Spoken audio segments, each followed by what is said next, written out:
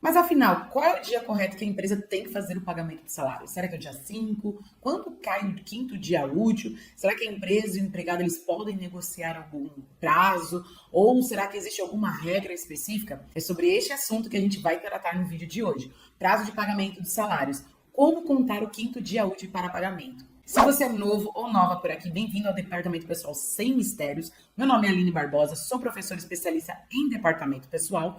Aqui no meu canal no YouTube e lá no Instagram, eu me dedico a entregar conteúdo gratuito de Departamento Pessoal. Também tenho o meu curso, caso você queira conhecer, o link está aqui abaixo. E, obviamente, sem esquecer, já se inscreve, curte esse vídeo, para que eu entenda que estes tipos de conteúdos são relevantes e eu possa, sim, estar cada vez mais produzindo conteúdos da área trabalhista. Bom, já puxei o slide aqui e antes da gente começar a falar propriamente do prazo de pagamento, trouxe bastante embasamento legal para você, para não ficar aquilo só tipo, ela disse que é algo assim. Não, trouxe embasamento legal. Mas como a lei fala que a gente pode estipular o salário? O salário, ele é a contraprestação do que o empregado tem direito a receber. Ele está à disposição do seu empregador, ele tem ali as atividades dele laborativa, então ele tem direito de receber o seu salário. Quando a gente olha lá na CLT, no artigo 459, a gente vai ver que o empregado ele pode receber o salário dele tanto por unidade de tempo ou por tarefa. Então a empresa ela pode estipular em acordo, em contrato com o empregado, que ela vai pagar por ele, para ele, ou por hora, ou por dia, ou por semana, ou por quinzena,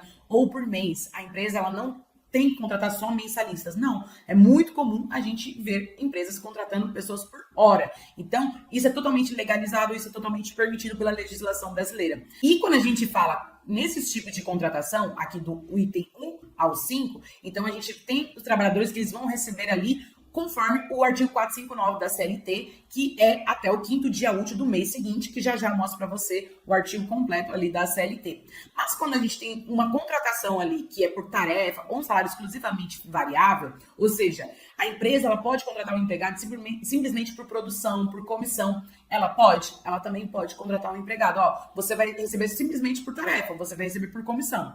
A questão aqui é que quando ela faz uma modalidade de contrato exclusivo por tarefa, exclusiva de remuneração variável, um comissionista, por exemplo, ela tem que garantir a ele um mínimo, pelo menos, para ele receber. E normalmente, esse mínimo, ou a gente vai olhar para a convenção coletiva da categoria, que a gente está contratando aquele empregado, ou a gente tem que olhar para algumas leis específicas, que principalmente quando a gente tem ali os vendedores, tem algumas leis específicas que o quê? O empregado, ele vai receber por comissão, mas no mínimo, ele tem que ter alguma garantia mínima. Então, exemplo, o empregado não bateu a meta, não vendeu nada, ele recebe exclusivamente por comissão.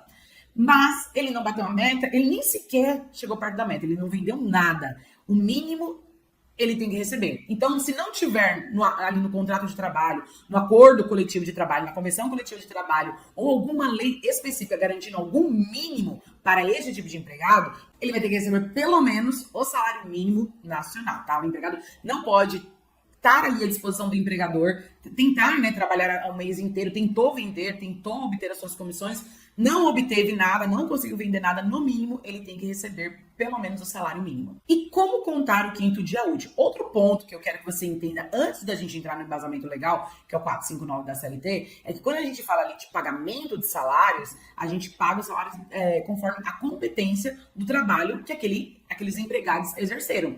Então, por exemplo, se eu tenho lá os empregados que trabalharam no mês de janeiro, eu vou pagar eles no quinto dia útil. O comum, o mais normal, é que a gente pague eles até o quinto dia útil do mês subsequente. E aí eu já mostro para vocês o embasamento legal. Se, por exemplo, eu vou olhar ali para a competência de fevereiro, vai ser da mesma forma. Eu vou olhar para o quinto dia útil de março. Então, a folha de pagamento, a gente sempre olha dessa maneira. A gente paga os trabalhadores conforme a competência de trabalho deles. Qual foi o mês que eles trabalharam? Então, se eles trabalharam no mês de janeiro, eu pago no mês de fevereiro. Se eles trabalharam no mês de fevereiro, eu pago em março. Mas, como eu disse, a gente tem uma orientação legal, que é o 459 da CLT, que ele diz o quê? Que o pagamento de salário de qualquer que seja a modalidade, ou seja, um mensalista, um horista, comissionista, não deve ser estipulado por período superior a um mês, salvo no que concerne comissões, porcentagens e gratificações. Então a gente sabe que muitas vezes o empregado, principalmente assim, o comissionista, ele vai receber ali, ele vai receber tudo de uma vez. Às vezes ele pode receber um pouco nesse mês, um pouco no mês seguinte, e aí depende, conforme às vezes até a forma ali de recebimentos que a empresa ela vai recebendo, né, aquele pagamento, e aí ela vai pagando aos poucos o comissionista. Mas existe também regras específicas que eu trato lá no meu curso, quando a gente fala de pagamento de salários do comissionista, tá bom? E continuando aqui, quando o pagamento houver sido estipulado por mês, deverá ser efetuado mais tardar até o 5º dia útil do mês subsequente ao vencido. Então, a empresa ela pode fazer o pagamento do salário até o 5º dia útil do mês seguinte. Não quer dizer que ela tem que esperar até o 5º dia útil. Se ela quiser pagar antes, ela paga. Como a gente vê muitas empresas que elas rodam ali a folha de pagamento delas e o pagamento do salário do dia 1 ao dia 30. Então, é muito comum a gente ver a empresa, ela não vai esperar o 5º dia útil. Não, ela vai pagar no dia 30. Mas ela tem até o 5º dia útil para fazer o pagamento de salário. Obviamente que tudo isso é definido antes em contrato de trabalho. Então, se a empresa definiu com o empregado que ela vai fazer o pagamento do salário no dia 30, ela não pode ficar esperando até o 5º dia útil.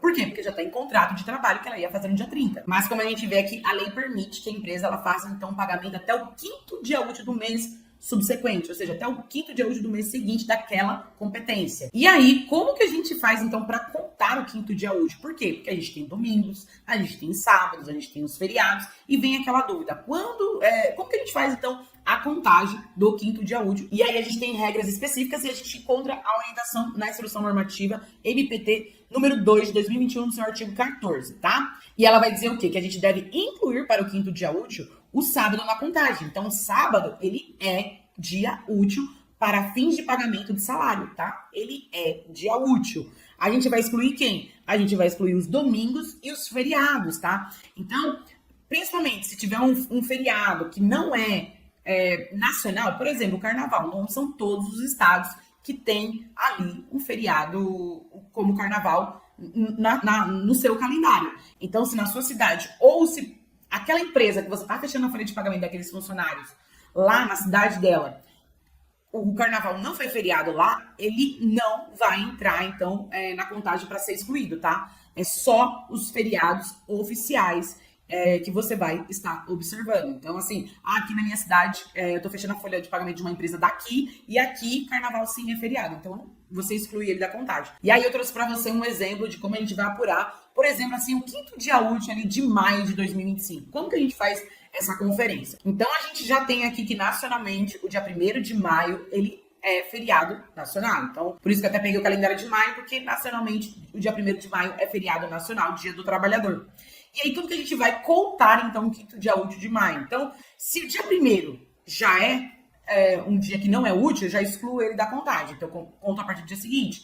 Então, eu conto sexta, eu conto sábado e eu vou contando os demais dias. Eu não conto domingo também não, tá bom? Então, 1, 2, 3, 4, 5. O 5º dia útil caiu no dia 7, tá? Se na sua cidade, no local onde você está fechando a folha de pagamento, tiver algum feriado a mais aí depois do dia 1º, você vai excluir e pode ser que dê um dia a mais para frente. Mas normalmente não temos esse tipo de feriado, a menos seja aniversário da sua cidade, de algum lugar aí que você está fechando a folha, tá? Então, neste exemplo aqui, seguindo a lógica da contagem do 5º dia útil, o 5º dia útil de 2025, de maio de 2025, cai no dia 7 de maio. Então, neste caso, a empresa tem até o dia 7 de maio para fazer o pagamento de salários, tá? Ela pode fazer por transferência, ou depósito bancário. Neste caso, ela não vai precisar de assinatura do empregado para confirmar que ele recebeu aquele pagamento. Ela pode fazer o pagamento por dinheiro e por cheque? Sim, mas aí, neste caso, ela precisa da assinatura do empregado para autentificar que aquele empregado realmente recebeu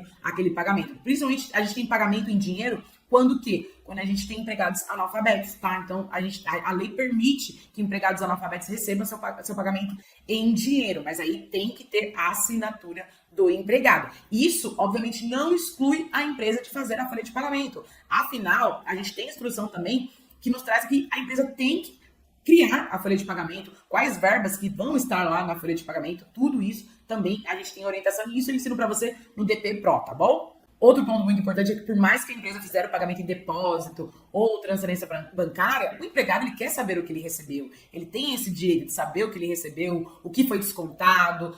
Então, todos esses comprovantes, obviamente, por mais que a lei fale assim, olha, a empresa, o comprovante de transferência bancária, o depósito bancário já é um comprovante de pagamento de salário, o empregado ele tem o direito de saber exatamente o que ele recebeu. E aí, para isso, tem o contra-cheque, tem o olerite que ele recebe. Mas é só isso? Não. Convenções coletivas de trabalho pode alterar esse prazo, como eu falei para você.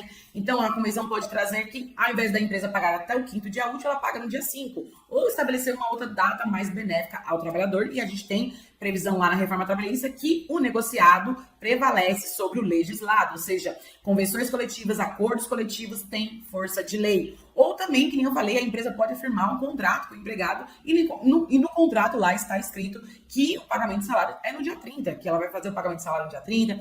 A empresa pode, se ela quiser ou não, também dar ali adiantamento salarial. E aí depois eu vou fazer um vídeo só pra gente falar sobre adiantamento salarial, tá? Mas tudo isso é bom que esteja no contrato de trabalho. Para o quê? Para que não cause dúvidas, para caso essa empresa passar por uma fiscalização de um auditor do trabalho, ela possa ali mostrar como que é a rotina dela, como que é o contrato que ela tem com os empregados. Então, tudo isso tem que estar bem especificado, sempre por escrito em contrato de trabalho, nunca de boca. E quais são as penalidades quando a empresa ela não segue os limites máximos para pagamento de salário, tá? Então, se a empresa ela não faz o pagamento de salários, ela tem que fazer o pagamento ali com correção monetária, tá? Esse pagamento não pode superar a um mês. E aí vai complicando cada vez mais esses atrasos de salário, tá? Que nem eu sempre falo para meus alunos, o empregado, por mais que ele queira ajudar a empresa, ele não tem direito de renunciar a um direito dele. Então, por exemplo, lá no curso do Departamento Pessoal Próprio, tem uma aula que a gente fala ali da hierarquia das leis trabalhistas, e um dos princípios do direito do trabalho é que o empregado,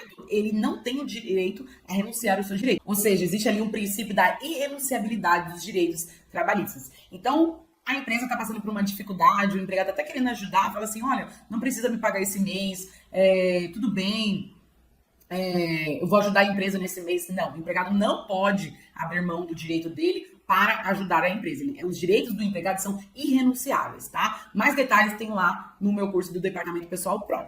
Mas outro problema que também pode acontecer, e vem acontecendo muito, é a rescisão indireta. Então não é com um mês, não é com 2 meses ali de atraso de salário, não. Mas assim, o empregador já está ali atrasando, já tem algum tempo ele está atrasando ali os salários. O empregado ele pode procurar um advogado trabalhista, ele pode procurar o Ministério do Trabalho ou a convenção coletiva da categoria, ele pode denunciar o seu empregador, ou, como eu falei, ele procura ali um advogado trabalhista e ele pode estar pedindo uma rescisão indireta.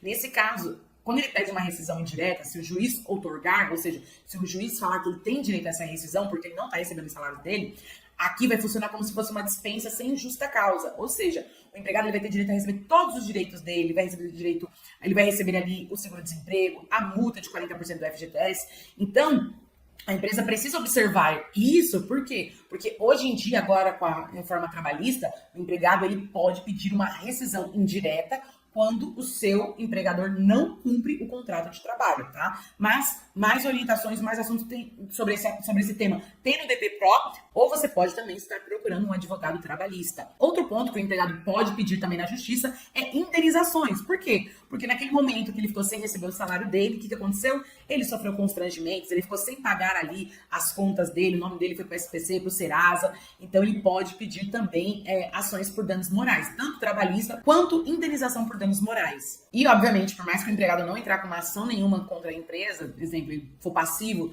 permitir aquela situação continuar acontecendo sem fazer nada, o que pode acontecer é um auditor fiscal fiscalizar aquela empresa e descobrir, né, aquela empresa ela fica passiva ali a uma fiscalização de um auditor fiscal e ele aplicar duras penalidades de multas administrativas naquela empresa, tá? Então a empresa ela fica super exposta e super fragilizada se ela deixa de cumprir com a parte dela, que é o pagamento de salário, né? Que é a parte básica ali da relação trabalhista. Eu sou empregador, eu tenho meu empregado, o mínimo que eu tenho que fazer pelo meu empregado, né? O mínimo que se espera é que eu pague a ele os salários. Obviamente tem várias outras obrigações, mas o mínimo que tem naquela relação ali é um prestando o trabalho e o outro remunerando este trabalho, tá bom? E não basta somente saber conferir quando cai a data de pagamento de salários. A gente precisa saber calcular, a gente precisa saber apurar uma folha de ponto, saber como que eu apuro ali o trabalho de um humorista, de um mensalista, de um comissionista, do empregado da jornada 12x36, do empregado da jornada noturna, como que eu faço todas essas apurações? Ah, eu tenho um empregado ali que ele é estagiário, que ele é um menor aprendiz, como eu vou olhar para a folha de pagamento desse empregado? O trabalhador intermitente, então existem várias regras e várias modalidades de contrato de trabalho que a gente precisa conhecer quando a gente fala de pagamento de salários, quando a gente fala de apuração de pagamento de salários. Então, eu te convido a conhecer o Departamento Pessoal Pro. O link está aqui abaixo, tá? Estamos numa condição especial. O preço está muito bom, em breve este preço vai mudar. E um benefício que tem neste curso é o acesso vitalício, ou seja, você estuda no seu tempo e não precisa ficar ansioso ou ansiosa de estar perdendo ali, o tempo está passando e você ainda não viu as aulas. Não, você não precisa ficar preocupado. Você estuda no seu ritmo, você conta ali com o suporte a dúvidas do aluno lá na plataforma. Então, teve alguma dúvida? É difícil os alunos mandarem, porque, gente, é difícil realmente os alunos terem dúvida. Normalmente eles mandam mais dúvidas da rotina pessoal deles, do dia a dia do DP, tá? Mas você conta com suporte a dúvidas lá na plataforma. Então, se você quer se tornar um profissional seguro, bem qualificado no departamento pessoal, venha conhecer o Departamento Pessoal Pro do DP Sem Mistérios. Bom, por hoje é só. Espero que tenha esse conteúdo, este vídeo tenha agregado algo ao seu conhecimento. Se gostou, não esquece de deixar seu like, se inscreve e até o próximo vídeo. Tchau, tchau!